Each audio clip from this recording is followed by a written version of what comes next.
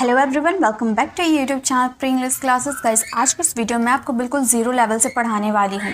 Zero level क्या है? जैसे कि अगर आप इंग्लिश सीखना चाहते हो, इंग्लिश लिखना सीखना चाहते हो, इंग्लिश बोलना सीखना चाहते हो, तो सबसे पहले हमें ज़ीरो लेवल से सीखनी चाहिए, मतलब बिल्कुल बेसिक से सीखना चाहिए। अगर हम डायरेक्ट एडवांस यूजेस को सीखने लगेंगे तो ना ही हमारे बेसिक कंप्लीट हो पाएंगे, ना ही हमें एडवांस समझ में आएंगे। इसीलिए हमेशा कोशिश करिए कि अगर आप बिगिनर्स हो तो ज़ीरो लेवल से पढ़ो, यानी कि बेसिक को पहले समझो, देन एडवांस में जाओ। देखो आपकी इंग्लिश 100% इंप्रूव होगी। बहुत सारे स्टूडेंट कमेंट करते हैं कि मैम वीडियोस देखने के बावजूद हमारी इंग्लिश नहीं इंप्रूव होती है। तो गाइज, आप गलत तरीके से आप सीखते हो। पहले आप बेसिक सीखो, देन एडवांस सीखो। 100% आप इंग्लिश बोलना पढ़ना और ज़रूर सीख जाओगे। तो चलिए वीडियो को स्टार्ट करते हैं और पहले ये समझते हैं कि आखिर सेंटेंस होते क्या है। सेंटेंस मतलब इंग्लिश की ना बेसिक, यानी कि उसके रूट, जड़ को अभी हम सीखते हैं। ठीक है, तो आज हम बात करेंगे ईजेएमआर पे। हमारा ये टॉपिक बेस्ट है। चलिए ईजेएमआर को साइड करते, पहले हम सेंटेंस को समझते हैं कि ये सेंटेंस होते क्या है।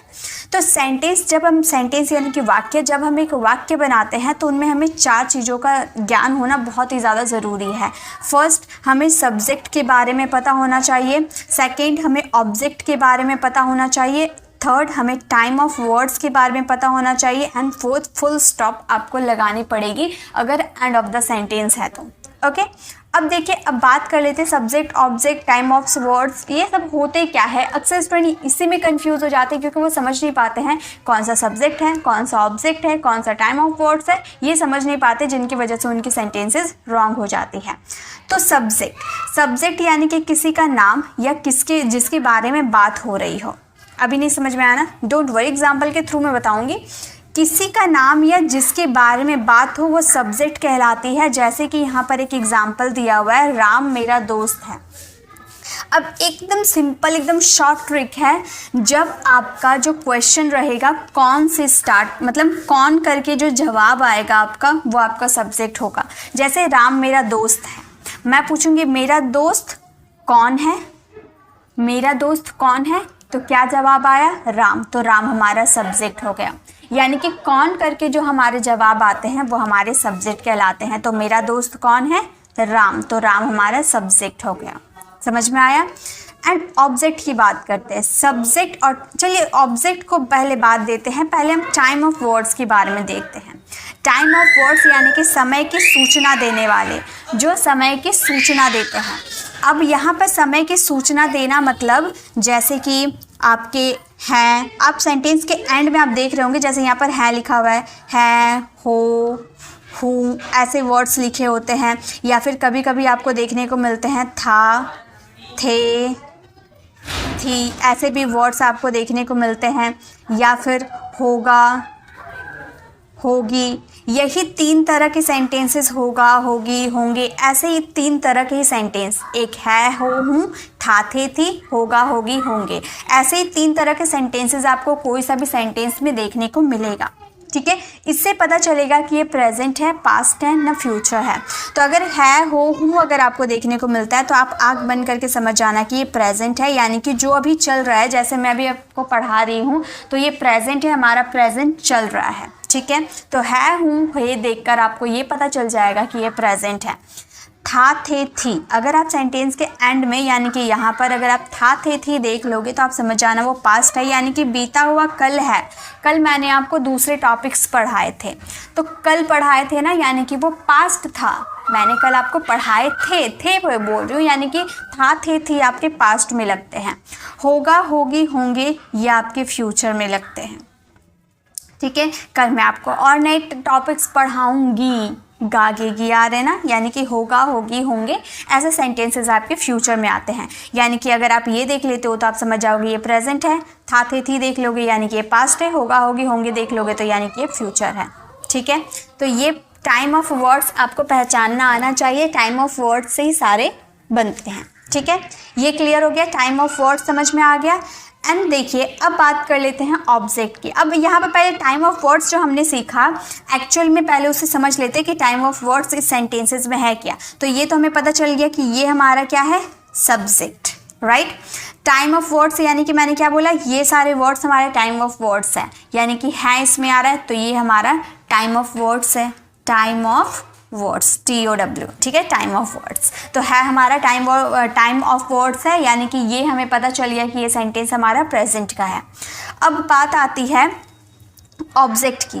ऑब्जेक्ट क्या होते हैं? सब्जेक्ट और टाइम ऑफ वर्ड्स के अलावा वाक्य में जो कुछ बचता है वो सारे ऑब्जेक्ट कहलाते हैं। यानी कि सब्जेक्ट हमारा राम है, ऑब्जेक्ट हमारा है, टाइम ऑफ वर्ड्स हमारे हैं। ये दोनों को छोड़कर क्या बच गया है? मेरा दोस्त। मेरा दोस्त जो बच गया है ये आपका हो गया ऑब्जेक्ट। यानी कि सब्जेक्ट और टाइम ऑफ वर्ड्स को छोड़कर जो बच जाता है वो कहलाते हैं ऑब्जेक्ट। क्लियर है? ये समझ में आ गया। एंड लास्ट में बच जाते हैं फुल स्टॉप। अब जैसे हिंदी आप सीखते हो, हिंदी के वाक्यों को लिखते हो, तो आपको हिंदी लिखने के लास्ट में आपको पूर्ण विराम, यानी कि आपकी जो सेंटेंस है वो ख़त्म होती है तो आपको लास्ट में पूर्ण विराम देना होता है। जैसे यहाँ पर आपका सेंटेंस ख़त्म हुआ तो पूर्ण विराम मैंने दिया है। और वैसे ही जब आप उस सेंटेंसेस के इंग्लिश ट्रांसलेट करोगे तो इंग्लिश का जब एंड होगा, आपका सेंटेंस का जब एंड होगा तो वहाँ पे आपको फुल स्टॉप का यूज़ करना होगा। ओके, फुल स्टॉप का। जब इंग्लिश वाले सेंटेंसेस की एंड होगी तो वहाँ पे आपको फुल स्टॉप का यूज़ करना होगा। चलिए अब आगे देखते हैं आगे क्या है। अब नेक्स्ट ये चीज़ तो यहाँ पर तो आपने समझ लिया कि यहाँ पर सब्जेक्ट क्या है, टाइम ऑफ वर्ड्स क्या है एंड ऑब्जेक्ट क्या है।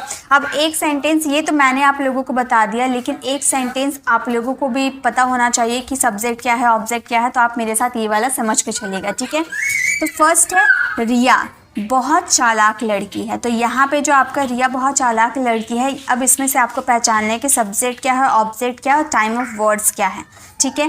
तो मैंने क्या बोला था, सब्जेक्ट क्या है? जब हमें कौन करके जो जवाब मिलते हैं वो हमारे कहलाते हैं सब्जेक्ट। तो रिया बहुत चालाक है। अगर मैं आपसे पूछूं बहुत चालाक कौन है, बहुत चालाक कौन है, तो आपका जवाब क्या आ रहा है? रिया। बहुत चालाक कौन है? रिया। तो रिया हमारी कहलाएगी सब्जेक्ट।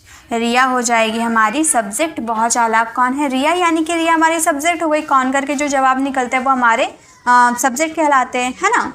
अब टाइम ऑफ वर्ड्स क्या होते हैं? ये लास्ट वाले हैं, हूँ, है, ये हमारे क्या होते हैं? टाइम ऑफ वर्ड्स होते हैं, है ना। और सब्जेक्ट और टाइम ऑफ वर्ड्स को छोड़कर जो भी बच जाते हैं वो कहलाते हैं हमारे ऑब्जेक्ट, है ना। एक मिनट, वही कहलाते हैं हमारे ऑब्जेक्ट। यानी कि ये बात आपको समझ में आ गई, सब्जेक्ट, ऑब्जेक्ट और टाइम ऑफ वर्ड्स क्या है। और फुल स्टॉप की बात रही तो जब सेंटेंस की एंड होगी तो लास्ट में आपको, जब आपका सेंटेंस फाइनली ख़त्म होगा तब वहाँ पे आपको फुल स्टॉप का यूज़ करना है। ओके, चलिए अब आगे देखिए।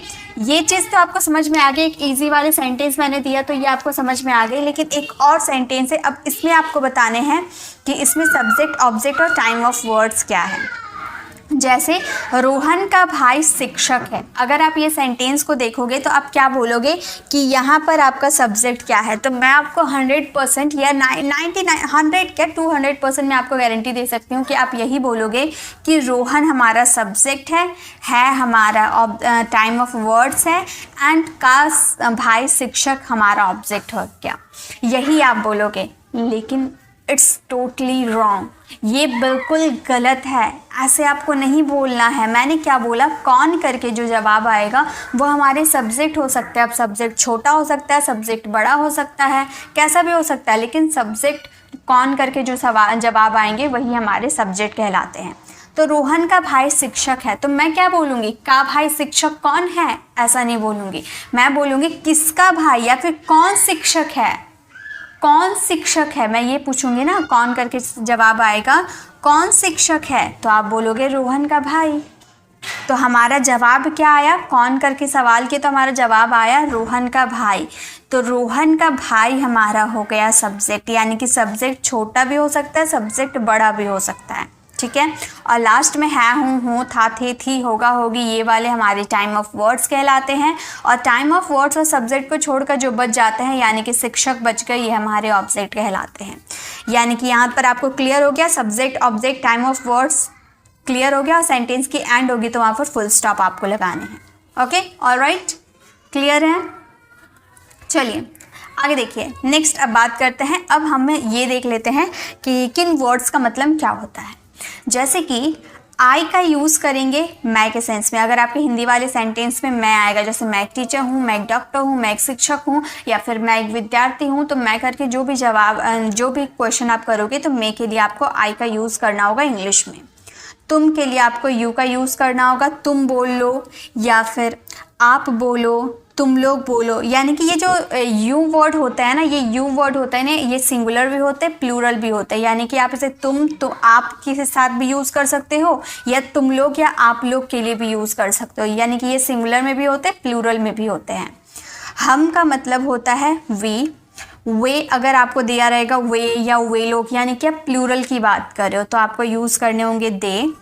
वह किसी मेल पर्सन की बात करोगे, ठीक है, पुल्लिंग की, ठीक है, पुरुष की, तो मेल पर्सन की बात करोगे तो ही, और वह किसी फीमेल की बात करोगे यानी कि स्त्री की बात करोगे तो वहाँ पे आपको शी का यूज़ करना है। यह यानी कि इट। मेरा अगर आपके सेंटेंस में आता है तो आप माई का यूज़ करोगे, जैसे मेरा घर, माई हाउस, मेरी किताबें, माई बुक्स। ओके, तो इस तरह से तुम्हारा अगर आपके सेंटेंस में रहेगा तो आपको योर का यूज़ करना है, your book, your house, your phone. Okay, तो योर का यूज़ करेंगे। हमारा अगर आपके सेंटेंस में दिया रहेगा तो आपको आवर का यूज़ करना है, और उनका अगर दिया रहता है तो आपको देयर का यूज़ करना है। ओके, उसका किसी मेल पर्सन के लिए, किसी मेल पर्सन का दिया रहेगा, उसका रहेगा तो हिज का यूज़ करेंगे। उसकी किसी फीमेल के लिए, ठीक है, फीमेल के लिए आपको हर का यूज़ करना है। इसका किसी नॉन लिविंग थिंग्स की आप बात कर सकते हो, ठीक है, नॉन लिविंग थिंग्स के लिए आपको इट्स का यूज़ करना है। मुझे के सेंस में आपको मी का यूज़ करना, तुम्हें के सेंस में आपको यू का यूज़ करना है। हमें के लिए अस का यूज़ कीजिएगा, उन्हें के लिए दैम, उसे के लिए हिम। फिर उसे, देखिए उसे के लिए हिम यानी कि ये मेल के लिए यूज़ हुआ है, और उसे यानी कि ये फीमेल का लिए यूज़ हुआ है, जिसके लिए आपको हर का यूज़ करना है। और इसे नॉन लिविंग थिंग्स की बात कर लो, वेदर की बात कर लो, सीज़न की बात कर लो, डेट की बात कर लो, मंथ्स की बात कर लो, तो आप इट का यूज़ कर सकते हो, ठीक है। तो ये सब वर्ड आपको पता होना चाहिए, तभी आप हिंदी टू इंग्लिश ट्रांसलेट कर पाओगे। अब बात कर लेते हैं ये जो सब्जेक्ट्स होता है ना, इनके साथ कौन सी हेल्पिंग वर्ब लगती है, प्रेजेंट, पास्ट और फ्यूचर में कौन सी हेल्पिंग वर्ब्स लगती है। क्योंकि जब हम सेंटेंस बनाएंगे तो हमें हेल्पिंग वर्ब्स लगाना आना चाहिए, वरना हमारे सेंटेंस बिल्कुल ही रॉन्ग हो जाएंगे। ओके, जैसे अगर हम बात करते हैं आई का मतलब मैं होता है, अभी हमने देखा, तो आई के साथ प्रेजेंट में एम या हैव लगाए जाते हैं, पास्ट में वॉज या हैड लगाए जाते हैं, और फ्यूचर में विल बी या विल हैव दोनों लगाए जाते हैं। ओके, अगर आप यू की बात करते हो, यू यानी कि तुम, प्रेजेंट में आपको आर या हैव का यूज़ करना है, पास्ट में वर या हैड का यूज़ करना है, एंड फ्यूचर में विल बी या विल हैव का यूज़ करना है। हम यानी कि इसकी इंग्लिश वी होती है, वी के साथ आर या हैव का यूज़ करेंगे क्योंकि ये प्लूरल होते हैं। ये जो तीनों होते हैं ना, ये हमेशा याद रखिएगा, यू, वी और दे, ये प्लूरल में काउंट होते हैं। तो प्रेजेंट में आर हैव, पास्ट में वर हैड, एंड फ्यूचर में विल बी विल हैव, क्योंकि फ्यूचर में सभी के साथ एक ही हेल्पिंग वर्ब लगती है, विल। और विल के साथ आप बी भी यूज़ कर सकते हो, विल के साथ हैव भी यूज़ कर सकते हो, वो आपके टेंसेस के अकॉर्डिंग लगते हैं, ठीक है। दे भी मैंने जैसे बोला कि ये प्लूरल होते हैं, तो प्रेजेंट में आर या हैव लगते हैं, पास्ट में वर या हैड लगते हैं, एंड फ्यूचर में विल बी या विल हैव का यूज़ किया जाता है। वह यानी कि ये किसी ही पुरुष के लिए बात हो रही है, तो ये प्रेजेंट में इज या है। अब ही, शी, इट, ये तीनों जो होते हैं ये सिंगुलर में काउंट होते हैं, यानी कि इसमें जो हेल्पिंग वर्ब लगती है वो सिंगुलर वाली लगती है। इज या हैज़, पास्ट में वॉज या हैड, फ्यूचर में विल बी या विल हैव। शी यानी कि वह, प्रेजेंट में इज हैज़, पास्ट में वॉज हैड, फ्यूचर में विल बी या विल हैव। एंड इट के साथ भी आपका प्रेजेंट में इट इज हैज़, पास्ट में वॉज हैड, और फ्यूचर में विल बी या विल हैव का यूज़ किया जाता है। तो ये पता होना चाहिए, जब आप कोई सेंटेंस को फ्रेम करोगे तो सबसे पहले आपको यही पता होना चाहिए कि कौन से सब्जेक्ट के साथ कौन से हेल्पिंग वर्ब्स का यूज़ किया जाता है। अगर आपको ये पता नहीं होगी तो आप करेक्ट हेल्पिंग वर्ब्स का यूज़ नहीं कर पाओगे। ओके, चलिए अब आगे देखते हैं नेक्स्ट क्या है। अब हम सेंटेंसेस को सेंटेंस कितनी कैटेगरीज के होते हैं, ये सिंपल सेंटेंसेस की कितनी कैटेगरीज होती है प्रेजेंट में, पास्ट में एंड फ्यूचर में, वो डिस्कस कर लेते हैं। तो जैसे बात कर लेते हैं सिंपल प्रेजेंट। सिंपल प्रेजेंट का मतलब सबसे पहले ये जान लो कि साधारण वाक्य, यानी कि नॉन एक्शन वाले वाक्य, इनमें कोई एक्शन नहीं होती है। एक्शन मीन्स क्रिया। फिजिकली एक्टिविटीज़ जैसे रोना धोना गाना पीना सोना धोना रोना बोलना सुनना बैठना उठना, ये सब जो होते हैं जो आप फिजिकली कोई कार्य करते हो तो वो आपका एक्शन वर्ब कहलाते हैं। और ये नॉन एक्शन होते हैं, यानी कि इनमें कोई काम नहीं होता है। मैं एक टीचर हूँ तो टीचर होना क्या काम है? नहीं। मैं बीमार हूँ तो बीमार होना क्या काम है? नहीं ना। तो सिंपल सेंटेंसेस नॉन एक्शन होता है, यानी कि इनमें कोई एक्शन नहीं आती है। अब बात कर लेते हैं ये 3 टाइप में इसके 3 पार्ट्स होते हैं। सिंपल सेंटेंसेस आप 3 तरह से बना सकते हो, एक प्रेजेंट में बात कर सकते हो, पास्ट में एंड फ्यूचर में। ये 3 टेंसेस के अकॉर्डिंग आप सेंटेंसेस बनाओगे। तो प्रेजेंट की कैटेगरी नंबर 1 देखो, कैटेगरी 1 और कैटेगरी 2 होते हैं, प्रेजेंट के भी, पास्ट के भी एंड फ्यूचर के भी। ठीक है, तो पहले बात कर लेते हैं प्रेजेंट की कैटेगरी नंबर 1, जिसकी हिंदी आइडेंटिफिकेशन है, हैं, हो, ऐसे आएंगे। जैसे मैं एक टीचर हूँ, वह एक गायक है, वह ईमानदार है, मैं तैयार हूँ, वह बिज़ी है। ठीक है, तो है, हूँ, है, ऐसे वाले शब्द आएंगे। तो पॉजिटिव, पी यानी कि पॉजिटिव। ठीक है, पॉजिटिव सेंटेंस में आपको इज़, एम, आर का यूज़ करना है। अगर आपके सेंटेंस में नहीं का जिक्र नहीं रहता, यानी कि वो सेंटेंस आपका पॉजिटिव सेंटेंस है, और पॉजिटिव सेंटेंस में आपको इज़, एम, आर का यूज़ करना है। वहीं पर अगर आपका नेगेटिव सेंटेंस हो जाता है तो इज़, एम, आर के जस्ट बाद आपको नॉट का यूज़ करना है प्रेजेंट में। ओके, अब पास्ट के कैटेगरी, चलिए प्रेजेंट के कैटेगरी नंबर 2 भी देख लेते हैं, देन हम पास्ट में चलेंगे। ठीक है, तो अगर हम प्रेजेंट की कैटेगरी नंबर 2 देखें तो इसकी हिंदी आइडेंटिफिकेशन पास है, या फिर मैं है, या फिर जैसे भाई बहन के साथ भी हम इसका यूज़ कर सकते हैं। ठीक है, भाई बहन के साथ, जैसे मेरे 2 भाई हैं, मेरे एक बहन है। ठीक है, तो इसके जब पॉजिटिव सेंटेंस बनाएंगे तो पॉजिटिव सेंटेंस में आपको हैज़ या हैव का यूज़ करने होंगे, और लेकिन जब इसके नेगेटिव सेंटेंस बनाओगे तो आपके कई बार क्या होता है ना, स्टूडेंट हैज़ हैव के बाद डायरेक्ट नॉट का यूज़ कर देते हैं, जो कि टोटली रॉन्ग होते हैं। आपको नॉट का यूज़ नहीं करना है, आप इसमें यूज़ करोगे डू डज का। जब इसके नेगेटिव बनाओगे, हैज़ हैव का नेगेटिव बनाने में आपको डू या डज का यूज़ करना है, देन आप नॉट का यूज़ करोगे, उसके बाद आप हैव का यूज़ करोगे। अब आप बोलोगे मैम इसमें हैज़ का यूज़ नहीं कर सकते? जी बिल्कुल नहीं, हैज़ का यूज़ नहीं होता है, हैव का यूज़ होता है डू डज के साथ। ठीक है, पॉजिटिव में आपको हैज़ हैव का यूज़ करना है, बट इसके नेगेटिव में आपको डू डज के बाद नॉट, देन आपको हैव का यूज़ करना है। ये प्रेजेंट की हो गई। अब हम बात कर लेते हैं पास्ट की। तो पास्ट की कैटेगरी नंबर 1 की बात करेंगे तो इसकी हिंदी आइडेंटिफिकेशन, 1 मिनट, इसकी हिंदी आइडेंटिफिकेशन रॉन्ग है, मैं यहाँ पर कट करके इसे राइट कर देती हूँ। कैटेगरी नंबर 1 की हिंदी आइडेंटिफिकेशन होती है था, थे, थी। था, थे, थी इसकी पास्ट की कैटेगरी नंबर 1 की आइडेंटिफिकेशन होती है। इसके पॉजिटिव सेंटेंस में आपको वॉज वर्ब का यूज़ करना है, और नेगेटिव सेंटेंस में वॉज वर्ब के बाद आपको नॉट का यूज़ करने हैं। ठीक है, और अगर आप बात करो कैटेगरी नंबर 2, इसका पास था, इसकी हिंदी आइडेंटिफिकेशन पास था, या मैं था, या फिर भाई बहन था, जैसे मेरे 2 भाई थे, उसके पिताजी थे। ठीक है, तो ऐसे, तो कैटेगरी नंबर 2 का हिंदी आइडेंटिफिकेशन पास था। इसकी जब आप बनाओगे नेगेटिव, पॉजिटिव सेंटेंस बनाओगे तो हैड का यूज़ करोगे, लेकिन नेगेटिव बनाओगे तो डिड, नॉट और हैव में बदल जाएगा। हैड आपका हैव में बदल जाएगा, जो भी चेंजेस हो गए ये डिड हो गया। ठीक है, डिड नॉट हैव का यूज़ करोगे कैटेगरी नंबर 2 का पास्ट का नेगेटिव में। ओके, अब बढ़ जाते हैं फ्यूचर की तरफ। ओके, फ्यूचर की कैटेगरी नंबर 1 की बात करो तो इसकी हिंदी आइडेंटिफिकेशन होती है होगा, होगी, होंगे, ऐसे इसकी हिंदी आइडेंटिफिकेशन होती है, होगा, होगी और होंगे।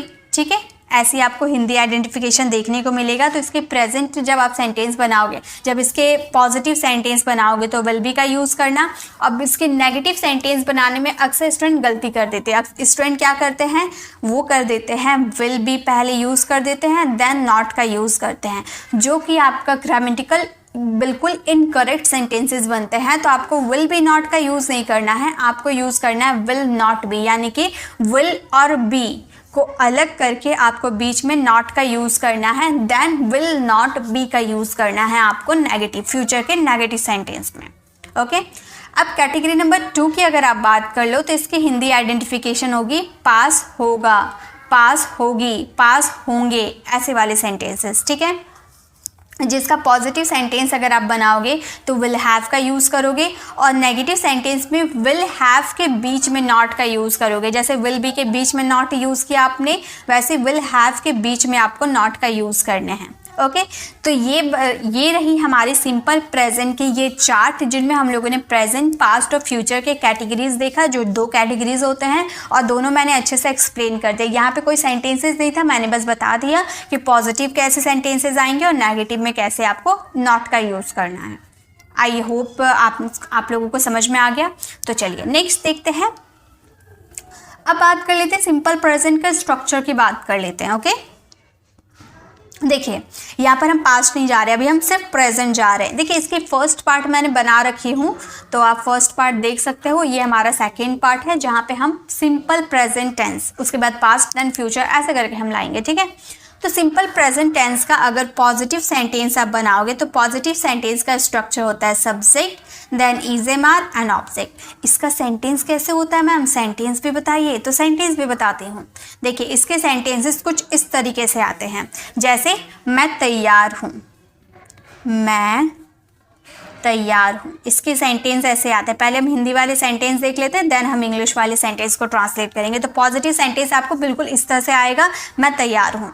नेगेटिव में नॉट का यूज़ किया गया, पहले सब्जेक्ट है, इज एम आर है, नॉट है, ऑब्जेक्ट है, तो इसका जो सेंटेंस बनेगा वो होगा मैं तैयार नहीं हूँ, मैं तैयार नहीं हूँ। ठीक है, मैं तैयार, यहाँ पर हूँ होगा, मैं तैयार नहीं हूँ। थर्ड आपका इंट्रोगेटिव, क्या मैं तैयार हूँ, क्या मैं तैयार हूँ। आप किसी से सवाल करो, इंट्रोगेटिव सेंटेंसेस। एंड नेक्स्ट देखिए नॉट का यूज़ किया गया, तो आप ऐसे बोल सकते हो, क्या मैं तैयार नहीं हूँ, क्या मैं तैयार नहीं हूँ, क्या मैं तैयार नहीं हूँ। ठीक है, नेक्स्ट अगर देखो, मैं क्यों तैयार हूँ, मैं क्यों तैयार हूँ, मैं क्यों तैयार हूँ। ठीक है, क्वेश्चन मार्क, क्वेश्चन कर रहे हैं ना, क्वेश्चन मार्क लगेगा। मैं क्यों तैयार नहीं हूँ, मैं क्यों, एक मिनट, मैं क्यों तैयार नहीं हूँ, तैयार नहीं। ठीक है, तो ये हमारे हो गए। देखिए हमारे स्ट्रक्चर कितना है, 1 2 3 4 5 6 स्ट्रक्चर, 6 सेंटेंसेस मैंने बताया। अब ये सेंटेंसेस को हम इस स्ट्रक्चर में बैठाकर इसे इंग्लिश बनाएंगे। ओके, जैसे कि फर्स्ट है हमारा पॉजिटिव सेंटेंस, मैं तैयार हूँ। इसका स्ट्रक्चर में सबसे पहले सब्जेक्ट कौन तैयार है, मैं, यानी कि मैं के लिए हमें क्या यूज़ करने हैं, ये हमारा सब्जेक्ट हो गए, तो मैं के लिए आई का यूज़ कर दिया। उसके बाद आई के साथ इज, एम, आर में से क्या यूज़ होगा, तो मैंने बताया था आई के साथ एम यूज़ होता है। उसके बाद ऑब्जेक्ट, क्या हूँ, तैयार हूँ, ये हमारा मैं और टाइम एक्सप्रेशन वर्ड हट गया, तैयार बच गया, जिसके लिए हम रेडी का यूज़ कर देंगे। ठीक है, आई एम रेडी, मैं तैयार हूँ, आई एम रेडी। ठीक है, नेक्स्ट नेगेटिव है subject is am are not object, मैं तैयार नहीं हूँ। सब्जेक्ट तो हमारा आई हो जाएगा, आई के साथ हम एम का यूज़ करेंगे, और इसके साथ हमें नॉट का यूज़ करना है, तो हम नॉट का यूज़ करेंगे। देन हमारा ऑब्जेक्ट क्या हमने अभी निकाला था, हमारा ऑब्जेक्ट है रेडी, तो हमें रेडी का यूज़ कर दिया। आई एम नॉट रेडी, मैं तैयार नहीं हूँ। नेक्स्ट है क्या मैं तैयार हूँ, ये हमारा इंट्रोगेटिव सेंटेंसेस है। इंट्रोगेटिव सेंटेंसेस का स्ट्रक्चर सबसे पहले आपको इज एम आर का यूज़ करना है, देन सब्जेक्ट। सो सब्जेक्ट क्या है, मैं तैयार नहीं हूँ, तो यहाँ पे सब्जेक्ट क्या है, हमें पता है, हम अंडरस्टूड है कि मैं सब्जेक्ट है, तो मैं के साथ आई होता है और आई के साथ एम लगता है, तो यहाँ पे हमें क्या हेल्पिंग वर्ब लगानी है, एम का यूज़ करने हैं। तो हम बोलेंगे एम, फिर सब्जेक्ट आई, ऑब्जेक्ट यानी कि रेडी। एम आई रेडी, क्या मैं तैयार हूँ, एम आई रेडी। उसी तरह से क्या मैं तैयार नहीं हूँ, तो बिल्कुल सेंटेंस सही बनेंगे, is am are then subject not object. Is am are में से एम का यूज़ करेंगे क्योंकि आई के साथ एम यूज़ होता है, देन सब्जेक्ट हमने यूज़ कर दिया, देन हमें नॉट का यूज़ करना है, उसके बाद हमारा ऑब्जेक्ट हो गया ready. Am I not ready, क्या मैं तैयार नहीं हूँ। ओके, नेक्स्ट है मैं क्यों तैयार हूँ। मैं क्यों तैयार हूँ, क्यों के लिए वाई का यूज़ होता है, WH फैमिली वर्ड्स। तो हमने क्या यूज़ कर दिया, हमने वाई का यूज़ कर दिया। उसके बाद वाई के बाद इज एम आर, तो हमारा सब्जेक्ट तो आई है, उसके अकॉर्डिंग हम एम का यूज़ करेंगे, देन सब्जेक्ट हमारा आई हो जाएगा, ऑब्जेक्ट यानी कि रेडी। क्या मैं क्यों तैयार हूँ, मैं क्यों तैयार हूँ, why am I ready. Next sentence है हमारा मैं क्यों तैयार नहीं हूँ। मैं क्यों तैयार नहीं हूँ, तो सबसे पहले वाई का यूज़ करेंगे, क्यों के लिए हमने वाई का यूज़ कर दिया। देन इज एम आर में से एम का यूज़ करेंगे, सब्जेक्ट हमारा आई है, देन हमें नॉट का यूज़ करना है, ऑब्जेक्ट हमारा रेडी है। तो हमारा सेंटेंस फ्रेम हो गया why am I not ready, मैं क्यों तैयार नहीं हूँ। ठीक है, तो ये हमारे 6 सेंटेंसेस है। I am ready, I am not ready, am I ready, am I not ready, why am I ready, why am I not ready.